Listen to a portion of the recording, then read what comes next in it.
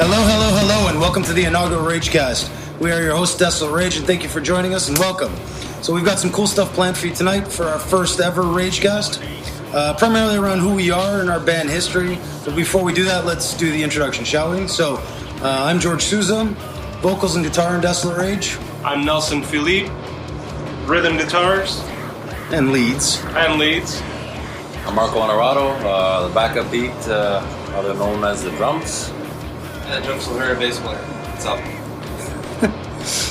So there you have it. Four fuckers sitting in our rehearsal space, and for the next 20 minutes or so, I guess we'll be talking to you guys about our history and how this group came to be for this episode. And in future ones, can be various topics, and we'll see. So some of you may have already seen via Twitter, you can actually ask me something. You can actually ask me something. No, you can actually ask us questions. So you can ask us questions via two mediums. No, I don't. How many fucking time do you say ask me questions? Ask me questions. Ask me more questions. Keep asking questions. We're back. So take 3. No, fuck it. I'm going to keep going. We're just going to keep going through it. So anyway, you can send us questions via hashtag AskRagecast or send us an email at desolaterageband@hotmail.com. And we'll try to answer them in future episodes. And pretty much it's all fair game. Anything you want to ask is pretty much fair game. Some of us will answer it, some of us won't, so we'll see. Anyway, let's get into it and start where most stories start, which is at the beginning. And I guess basically for those that have never heard of us, the history of this fucking band and where it all starts. So that wouldn't be with me. It's long and complicated. Yeah, it is long and complicated. So, I mean... Okay, George is cueing me to stand closer to the mic. Can you hear me now? Yeah. Test. All right. Yeah. So, I mean, ultimately, between the three of you guys, I guess, Jeff, we can start with you, but... Of course. Nelson, we can start with you. Of course. I can hear the crickets already. Yeah. No, but I mean, ultimately is, where does this band start? And I mean... It's either where does it start from my inclusion or where does it start even before that? Because the three of you guys were playing together since fucking the day before forever. Right? Well, for me, it all started when I met this big dummy over here. Which one? Well, 3 of you, but... which big dummy? The long-bearded Rhode Island Jeff? Our bass player here, Jeff, and I, we met in grade 9, first period class. Drafting, I'll never forget it. Has nothing to do with music, but anyway, that's where we first met. And we decided to take up music together, and it kind of took off from there. I ended up on the drums. In hand through the forest? Yeah, like two fairies. And so, yeah, really started in music class where I met Jeff. He was on the bass, I was on the drums, and I knew he was putting around in some band, and every day I bust his balls to let me give it a shot, and if the drummer's going to leave or not, so... That's exactly what happened. I ended up playing bass with this other band with a group of guys also from the same high school, and we were in transition with different drummers and whatnot. And I remember saying, "Hey, there's this tall Italian Brillo-padded head bastard in my class that plays drums. I think we should give him a shot." And the other guys were like, "All right, cool, yeah." And then he auditioned, and that was it. We were an item ever since. Yeah. It was pretty. They were so pretty, the two of them. My eyes lit up. I was like a little kid in a candy store when he finally said, "Hey, do you want a shot?" A year later, I got the shot. I winged it, and pretty much worked out from there. And Jeff and myself, we pretty much stuck together through thick and thin with that band until that band came to an end. But we stayed together, and we vowed to kind of start something if anything ever ended, and that's exactly where Nelson came into the picture. Yeah, when I came in, Jeff asked me to just help him out and kind of write a song that he started, and he wanted me to just play the rhythms, so to hear what it would sound like with guitars. And we played it, we had fun, and first time I met Marco too, and we kind of hit it off, and ever since then we started with the band, and we had no name, but we started looking for a singer. And what was his name again? We're not mentioning names on this podcast. No names. No one needs to know that shit. For legal purposes and who knows what other purposes, but to play it safe. Yeah. We went through about 2 singers that just two or three. 2. Was it 2 before me? Yeah, and I don't want to say names, but No, it was fuck about it. 2. Sure. 2.5. One of them was there for like 2 gigs, and all he could sing was Guns N' Roses. Okay. If you want to include that, Wow. that was 2.5. that wasn't even like declared. Yeah, he's our singer. But If we're anyway, gonna give a little biography, then we gotta be, well, once we had the Biggest Loser of a singer known to mankind, once that kind of failed, we. Oh, good. I'm no, glad you're not talking you, about buddy. me. Not you. The names are not to be mentioned, but anyways, so yeah, we tried out George because we knew he sang, but it was a different genre of music. But he worked well. All right, I need to chime in for a minute. People are probably saying, how the hell does Jeff know Nelson? Me and him go back to grade 3. We were actually friends since we were 8 years old. And I started playing bass at around 12, and then Nelson's a year older than I am, so I started playing guitar around 13. I mean, we kind of went from there, but we went separate paths, playing in different bands and whatnot. And then after that first band had broken up, then reached out to Nelson to start playing with him. You know, you've known the guy forever, and that's how everything kind of happened. Now, getting George involved was quite an interesting story, because I was also playing in a second band with George, who was also singing and playing guitar. It was actually a Portuguese rock band, Portuguese hard rock band. Our backgrounds are Portuguese, except for Marco, who's Italian. According to the flags in the room, yeah.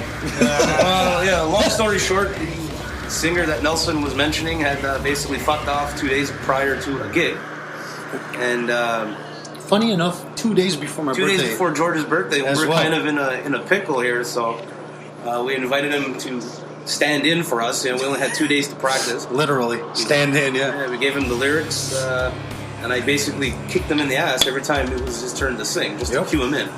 And of all things, the most interesting part of that show, at least for me anyways, not only was it my birthday, it's Caravana, because my birthday always lands during Caravana weekend. Oh, yes, and I we're remember. fucking playing at Riley's. carrying drums through thousands and thousands of people. We're playing Yeah, that was at fun. Riley's, and Riley's used to be on Yonge Street, just south of Girard, right across the street from what used to be Sam the Record Man. So all I remember is parking on the side street, walking up these fucking creaky ass, rusted piece of shit ladder, and I fucking scared shitless of heights. And we're walking up through the back, and we're going through the front, and it's 3 flights up. It is packed with so many fucking people on Yonge Street. We had been at my dad's house barbecuing, Swimming in the swimming pool because it was my birthday. We had 2 days to rehearse. I'm nervous as a motherfucker. And all I remember is Jeff's like, don't worry, I'll kick you in the ass when it's your turn to sing. You've got the lyrics, you'll be okay. I said, well, okay. We'll see how this goes. Sure enough, get on stage, we do our thing. Jeff, like he promised, every time it was, okay, George, I'm going to kick you in the ass. Boom, there was the shot in the ass. I was like, fuck, okay. And Sing, bitch, sing. Yeah. And sure enough, there it is, right? So I'm doing my thing, I'm singing. I think I did, out of the 6 songs you guys played that night, there was only one, which was Lies and Deceit, funny enough, which I didn't have lyrics for, and I couldn't come up with anything. So you guys did Lies and Deceit as an instrumental. That's when Sandra That's when Sandra came up. That's right, yeah. So we do this show, and Marco's wife, who at the time was his girlfriend, comes up to me and says after the show, she's like, if they asked you, would you stay permanently? And Jeff and I were still playing in another band, as he had mentioned. And I'm like, Kath, I committed to doing these 2 shows for them because that's what they've got. I know they want to, explore their avenues, and Jeff and I have something else going that, hey, it just may or may not work. So we did the second show. I remember that much. I remember doing the second show at the Cathedral. A little better. I didn't have to kick you in the ass. No. You actually knew when to do I actually had some lyrics written down and whatnot. I still didn't have lyrics for Lies and Deceit, though. No. To save my life, I couldn't come up with lyrics until we went to the recording studio for that song. So whatever, man. We do the show at the Cathedral. That was end of August or so. And you can imagine how we feel. Too. Oh, dude, we know totally, the music we're playing, and it's like, is this guy going to cue Well, in and right and considering- make us look Not only good that, at but least? considering what your And you old did a singer, good job, dude. Thank you. I mean, considering what your old singer sounded like versus my vocal range at the time, Totally I mean, it was different. fucking night and day, right? You went from from non-melodic to melodic, and that's a very big change in what the sound of the band ends up becoming, right? So I kind of fuck off for a while, let them sort out their shit, and if they find another singer or not. And then on occasion I'd call Jeff. I'm like, hey man, because both bands that we had shared the same rehearsal space.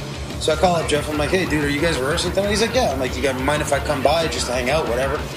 And it was funny because I remember you guys were starting to write new music without a singer.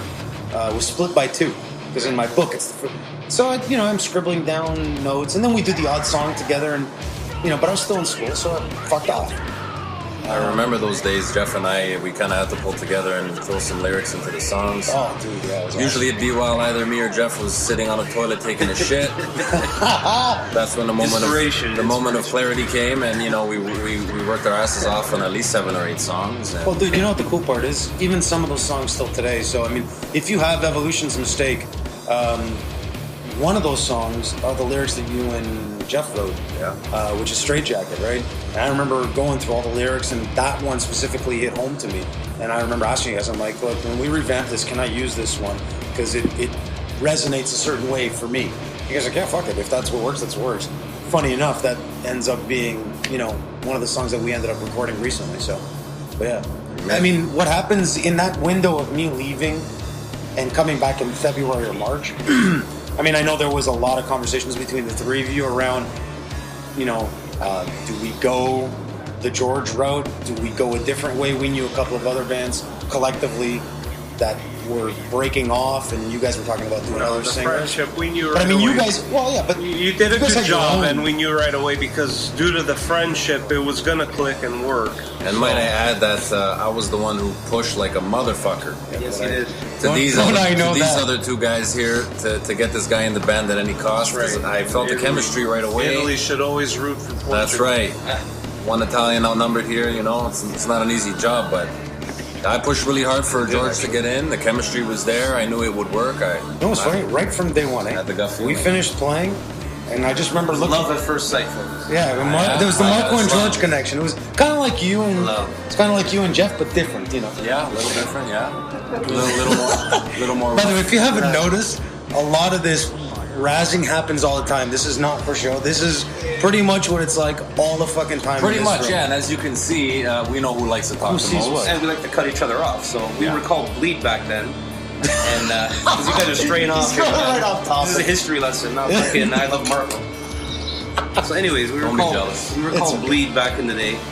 And when the decision was made, finally, I was the last one, of course, because I knew there was going to be a conflict of interest with the other band. And I'm clairvoyant or something because I knew it was going to cause shit, and ultimately it did. It was okay for me to play in 2 bands for God knows how many years, but the second George was announced as our singer, shit went south with the other band pretty quick.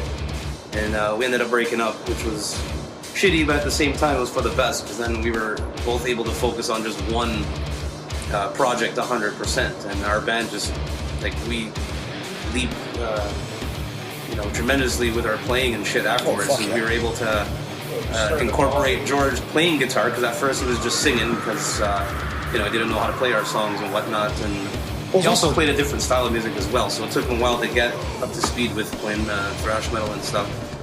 And at that point we had decided, okay, we're a band now, we can't stick with our previous name, Bleed, so we went with Condemn. And that's a whole other ball of shit, because do you remember the day we were in the room? I don't remember who said it, but I remember we were talking about band names. I was sitting in the same chair. Yeah, no shit. 13 fucking years ago. But I remember we were talking about that, and you're like, guys, we're fucking condemned to playing these 4 walls forever. And it was Nelson that pops like, that's it. That's the name. That's the fucking name. That day won. That day motherfucking won, dude. I'll never forget that, because your eyes lit up, Nelson. I swear to God, you were just like, that's the fucking name. The way you said it. That's pretty cool. So we ran with that name for quite a while, but stupid us, not staying on top of technology. And now look what we never bothered to get any, .com names, and then Facebook showed up, and all this bullshit. The next thing you know, there was at least 6 or 7 bands with the same name, Condemned, even though we had that name since 2002, 2003. We were the first. Yeah. We were technically the first. So we know there's another metal band out there with the same name. But we had that name first. Too bad. Well, years later, he wants to take over here. And he talked. Well, I think what happened was we knew legally we had the name before any other band. You know, it helped that we had the EP done way back in 03. 05. That's the problem, right? And that's where we ran into the issue was we had a name in 03, we had our logo, which that we know hasn't changed since. They just got a contract before us, so they got a contract before, and that's fine. I mean, like, time in suing or well, and honestly, what do you get at the end? Who gives a shit? That's a douche move. Stupid. Basically, right? we could have stuck to our guns and you know, pushed the fact that we had the name first and the trademark or copyright, whatever you want to call it. But I think at the end of the day, what bugged us, and I think what our what our initiative was, just the fact that we were getting confused. Oh yeah. In different parts of the world, not that we're on a massive scale, but I think we didn't want our music or our name to get confused with any other bands. So, you know, we wanted to do our own thing and make sure that whatever name went with our music was going to stand out and people would know that that was our music and not get us confused with any other bands. Yeah. Well, and I mean, so we got up to that point and, okay, without getting too deep into the history, the personal component, the minute I got sick, we knew we were going to take a hiatus. Not collectively, not play together, but we knew we weren't going to play live. We knew we weren't going to run at all for at least a year. So there was, I think, an instant decision that, okay, now we're kind of in a weird boat because we're not going to fight for the name just because we hadn't spent the time and the energy to brand and market ourselves as Condemned. So we sort of made the decision, okay, well, we're taking some time off because, you know, hey, I'm going through my own personal, you know, physical struggles. And when we come back, we'll, you know, see where it goes. Fuck, we spent 3 weeks in this room once I got better and we were starting to get ready to come back as a band. And all of a sudden it's like, well, no one wants to use the name Condemned. I think, Nelson, you were the only one that was still sort of, nah, man, I really dig the name. You know, and that's fine. I mean, everyone's got... It clicked so well, right? Oh, for sure. So many years of being used to saying to people, oh, what's your band's name? Condemned. It got comfortable. Well, it gets comfortable, right? Yeah. And then it took a while, too, after we changed it to Desolate Rage, the people were, you know, new people. Oh, what's your band's name? Condemned Desolate Rage. Right? You know?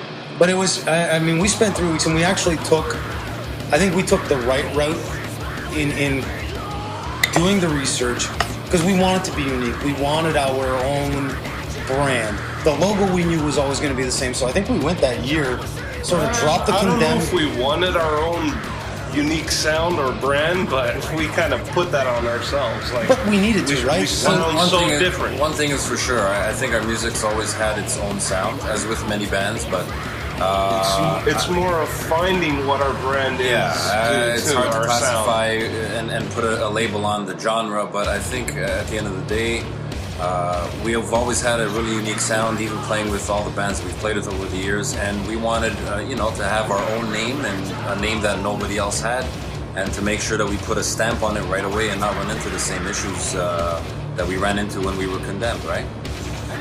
No, it's true. I mean, you look back in 2013 when we came back and hit the scene again as Desolate Rage, there was, at least for me, I'm only talking about myself, you guys can say yay or nay, but I know there was a rejuvenation in terms of, okay, we've been around a long time, so just so everyone knows, we're talking almost 12 years that the four of us have been staring at each other's ugly mug.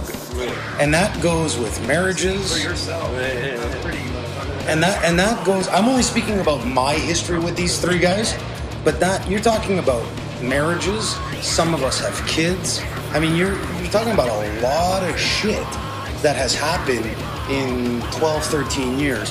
And the fact that the four of us are still looking at each other and still making fun of each other, it goes past that whole band component. And it's very kumbaya, yes, you're right. That's sadistic. And as you can see, that's why we're still together. We're all mushy and shit. Yeah.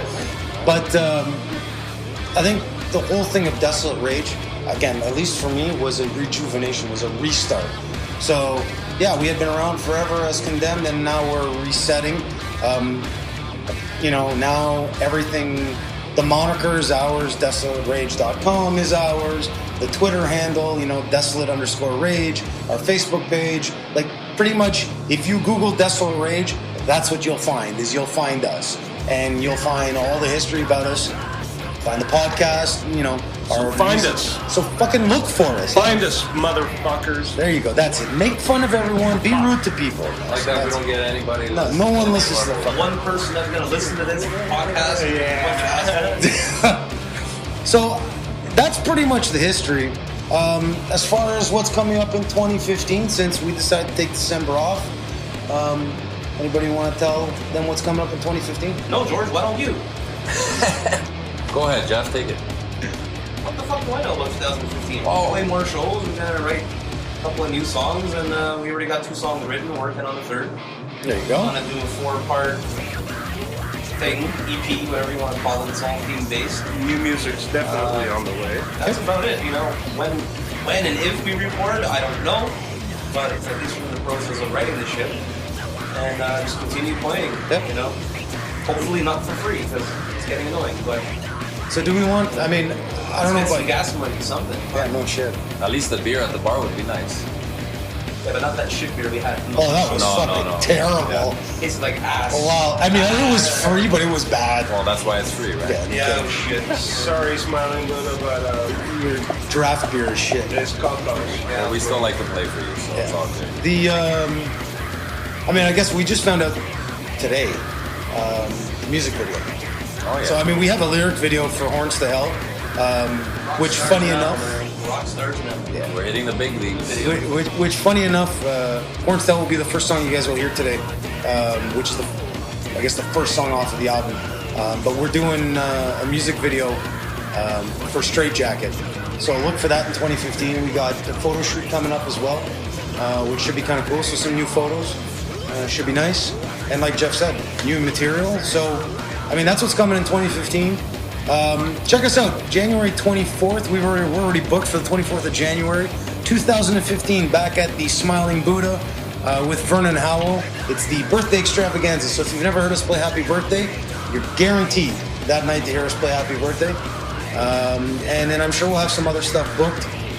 But yeah, this for our first one.